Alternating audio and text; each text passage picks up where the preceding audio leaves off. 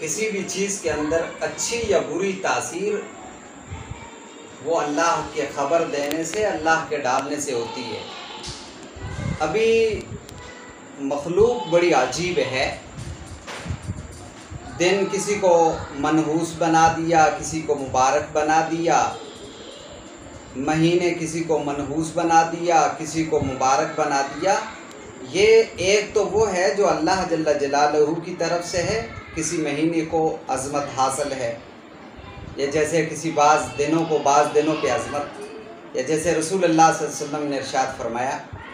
एक तो वो जो नस से साबित है, उसके अलावा की बात कर रहा हूँ कि लोगों ने अपने वहम से, अपने गुमान से, अपनी अटकल से जो मर्ज़ी है, दिल में जो बात आती है बस वो कह देते हैं।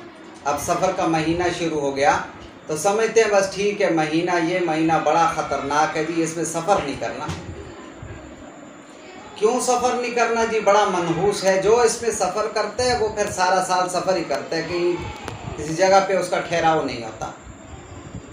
इसकी कोई हकीकत नहीं है, यह सिर्फ लोगों की अपनी बनाई हुई बात है। मेरे साथ जो मसला हुआ, जब मैं उग्गी में मलुकड़े में पढ़ाता था, तो इस सफ़र के महीने में मैंने वहाँ से इमामत छोड़ी।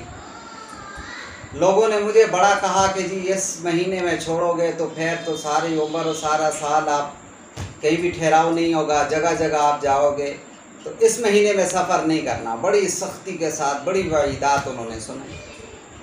लेकिन अल्लाह का करना ऐसा हुआ कि सफ़र के महीने में जब मैं वहाँ से हारीपुर आया, तो जिधर आया हूँ अभी तक वहाँ हूँ, कोई सफ़र तो पता चला कि ये सारे की सारी बातें लोगों की अपनी बनाई हुई हैं। इससे परहेज़ करना चाहिए।